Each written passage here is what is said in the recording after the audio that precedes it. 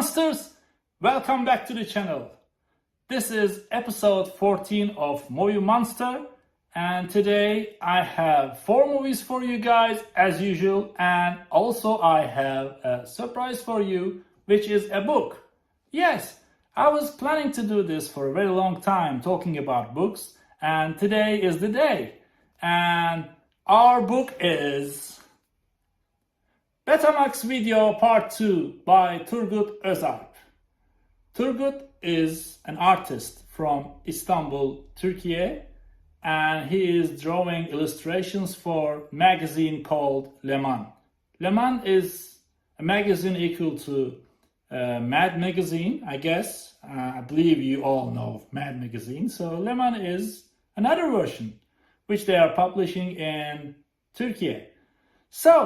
And Turgut is drawing illustrations for this magazine, and he is focusing on movies from 80s. And in this book, you can see, I will show you some. Here it is. Yeah, this is from Universal Soldier. And maybe I can, oh, look at that. Here we have RoboCop and RoboCop 2. Look at this brain. Oh. So he is focusing on movies from 80s, cult movies, and also he's focusing on some low-budget movies that not the general audience is paying attention. So that makes this book more precious for me, actually. I mean, these B-type movies are very precious to me, and he's really focusing on them. And he is, in this book, he's giving a lot of details about the movies. Which is like, for example, of course, you know the main idea behind the movie maybe, but he is telling you some details behind the scenes that you have never heard before. So that also makes this book very precious. The thing is, this book is in Turkish. So it's not possible for you to read this maybe. However, I really wanted to show this book to you because now you know there is an artist there in Istanbul, and he is also drawing illustrations for Blu-ray and DVD covers, especially for the cult movies, the re-releases. So that's another side of his art.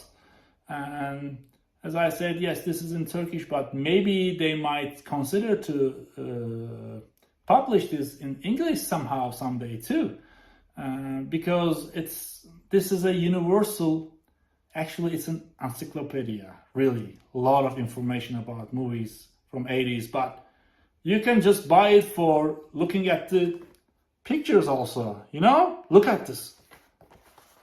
Look at that details. It's awesome. Yeah, I wish it has an English version too. And here there are some information about the people.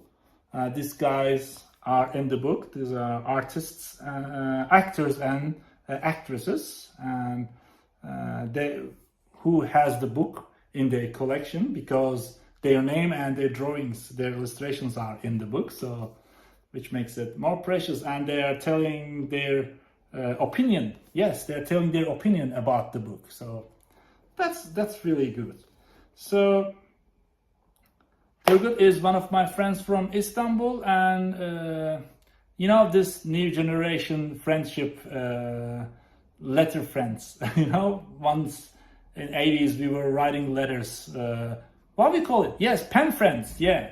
Actually, he's a pen friend to me, but new generation pen friend. We can see each other on screen and we can talk about the movies and everything. He's a cool guy. He's an awesome artist, and he's taking this so seriously. And hopefully someday they will publish the English version, as I said, and you will have the copy.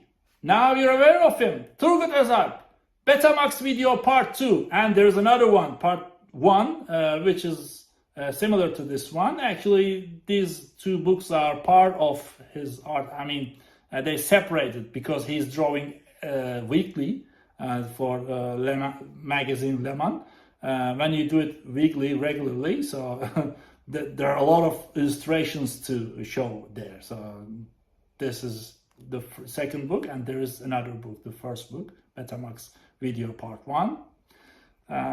Yes, this is a very good book, and today we started with a book. Next time maybe I'll show you some other books which are in English, but I really wanted to talk about Turgut today. All right, now we will start with a very, very low budget movie, which is Python,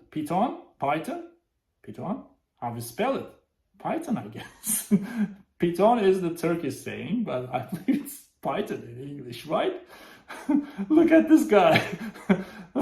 When I've seen this DVD in an op shop, I said, this is my type of movie. It is B or C or E type movie.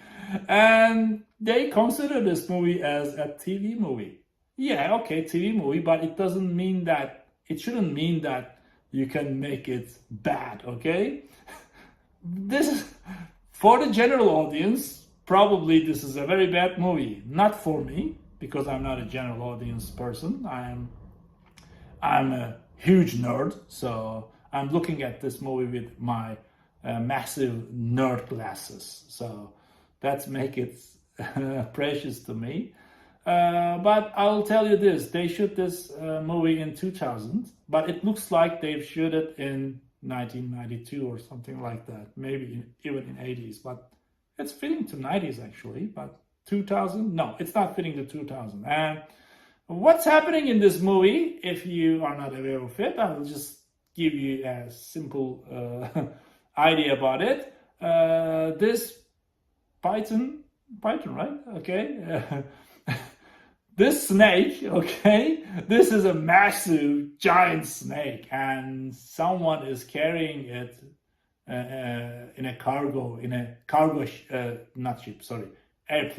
airplane, and this massive snake, giant snake, is making trouble in the airplane, and the airplane crashes. So after it's crashing into near to a suburb, or maybe a village or town, something like that, in America, United States. And then they're trying to find the airplane. Also, they are trying to find the snake.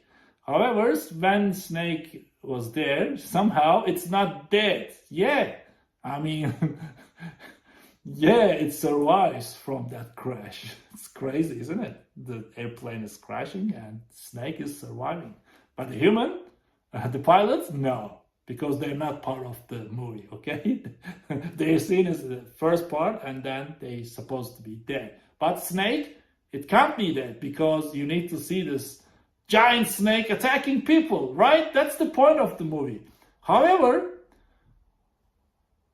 they're not showing the snake all the time. In the town, there are some people living there, and they're showing you their life, daily life, okay? And it is boring. And sometimes when you're getting bored, they're showing the snake attacking people. And it's CGI from 2000. I know there were some projects, good projects from 2000 with CGI, but they're high budget. But this is low budget TV movie, okay? So when it's TV movie, you don't have a high budget, and the snake looks ridiculous. Not ridiculous, but it doesn't look real, okay? And the interesting thing is, this is a sequel. After this one, they shoot 3 more of this. So there are some people out there watching this kind of stuff like me, I guess. That's why they still keep spending money on this project. And as I said, this is not a general audience movie, but if you're a massive nerd, I believe you will give it a try, and somehow you're gonna like it. Okay? So this is the first movie. Now budget is going higher a little more, and we're going to Australia. I am so proud of the people who shoot this movie. Blood Wrestle. They shoot this movie in Williamstown, which is close to me actually. There is I won't give you spoilers, but I'll just give you the idea, as I said before, for the other movie. There is a ship from World War II, which is a warship or maybe a hospital ship. Yeah. They shoot the movie in that ship, and the ship is in Williamstown. It's an old one, but they restored it. I believe they're using it for touristic attractions, but this time they used it for this horror movie, Australian horror movie, which is really good. And this movie starts in the sea, in a boat. There are a couple of soldiers and a nurse, Americans and Australians and a nurse. I don't know the nationality of, I don't remember the nationality of the nurse, but I believe she's American too. Anyways, maybe Australian. Anyways, she's a nurse. And these people are in the sea. I don't know where are they coming from. I mean, why are they in the boat? Something has happened. It's not showing in the movie because it's not the topic of the main idea of the movie. And suddenly they see this hospital ship in the sea. And they see the Nazi flag on it. And they say, oh, damn, this is Nazis, they're going to kill us. And then they see that there's no one on the ship. And they're jumping on the ship. And the movie starts there. I won't tell you anything about more details about this movie. This is it. This is a horror movie, as you can see from the cover art, blood vessel. And I won't tell you what's happening on the ship. If I tell you that, there won't be any, it won't make sense to watch it, okay? That will be a massive spoiler. So this is a very well done Australian horror movie. As I said before, I'm really proud of this crew who shot this movie. And I also watched the behind the scenes video from this Blu-ray, and it made me smile. It's really nice. It's really that there are a lot of details they paid attention. Another thing that I want to tell about this movie is if they have shot this movie in 80s, if this was a horror movie from 80s, that will be a cult movie. And these days, most of the horror movie collectors will kill each other for having a VHS tape version of this one from 80s. But this is from 2019, so you don't need to kill each other, guys. You can go JB Hi-Fi and or wherever you are, you can buy copies of this movie from your local store, all right? And as I said, if you are a horror movie fan, you should give this a try if you don't know about anything about it, and you need to have it in your collection. This is a beautiful, very well done horror movie by Australians. I'm so proud of you guys. Good job. Give it a try. And now another horror movie, but now we are going back to 80s. This is a real 80s movie from... Yes, I know people who are watching this show, Movie Monster, you are all collectors, guys. So of course you know what this is, but I really want to talk about it. Reanimator! This has a sequel too. Reanimator 1, 2, and 3, I guess. I have the first movie in my collection, and this was released by Umbrella Entertainment, which is my favorite company. These guys are from Australia, if you're not aware of them, and they are really releasing unique movies, and I really like to collect their catalog, okay? Reanimator is one of them. So for the ones who doesn't know anything about this movie, this guy is he's not a doctor, actually. He's a student, medical student, okay? And he is making some crazy experiments. He has a vaccine in his hand. You see that thing? It's green, so it's toxic, I guess. So what is he doing? As you can see here, Reanimator, he is reanimating the dead, and he's doing some experiments on animals, and then he's getting one step forward, and he's getting more brave about what he's doing, and he is doing experiments on dead people. And that moment the movie starts. Look, they put this movie into category of horror, science fiction, sci-fi, and also comedy. What comedy? Like these days, people think that this is funny.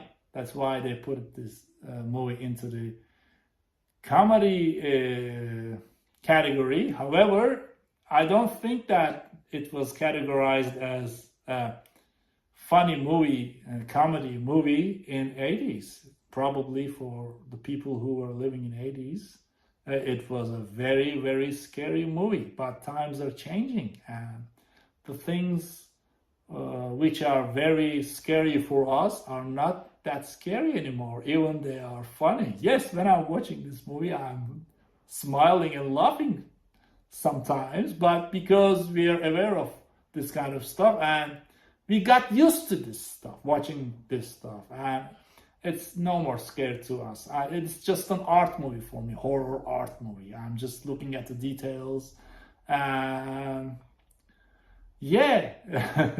But these days they're also considering as a comedy movie, but main idea is it is a horror movie, and it's a cult movie released by Umbrella Entertainment.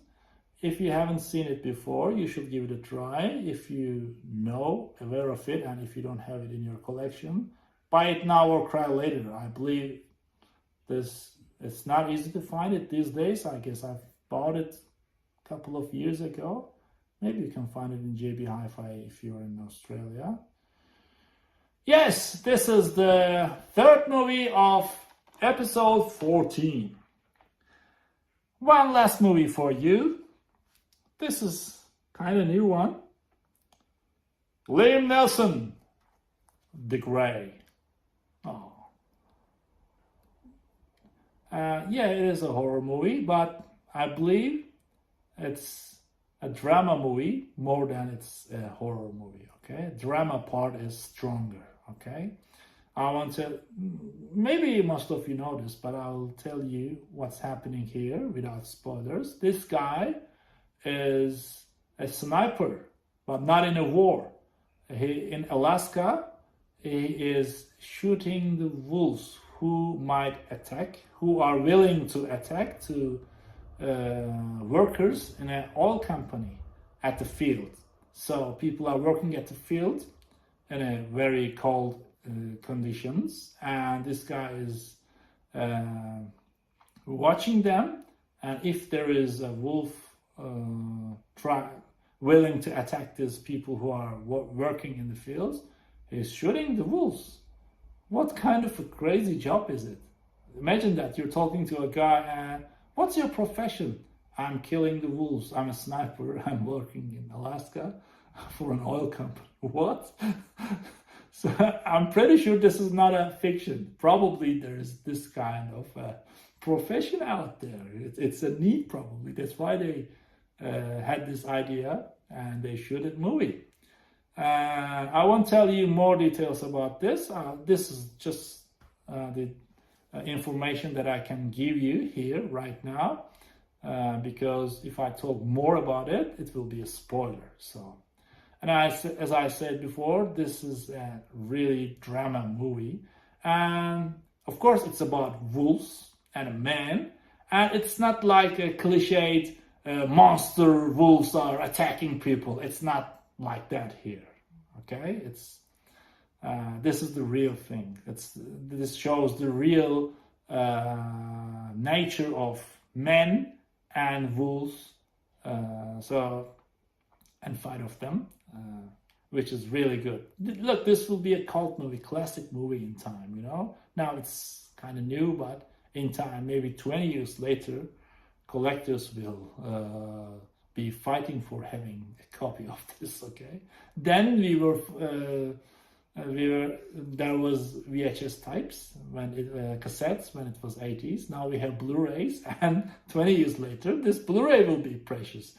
Nowadays, people are watching streaming platforms, and most of the Blu-rays are in op shops right now. People are still buying them, of course, like me, but not as much as the old days. After the streaming platforms, these are for the nerds like me, but in time it will be very precious. So collect your copies and keep them in your library.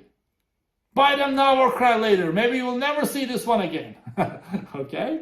All right, this is the last movie of episode 14. Thanks for watching, guys. I hope you enjoyed this episode.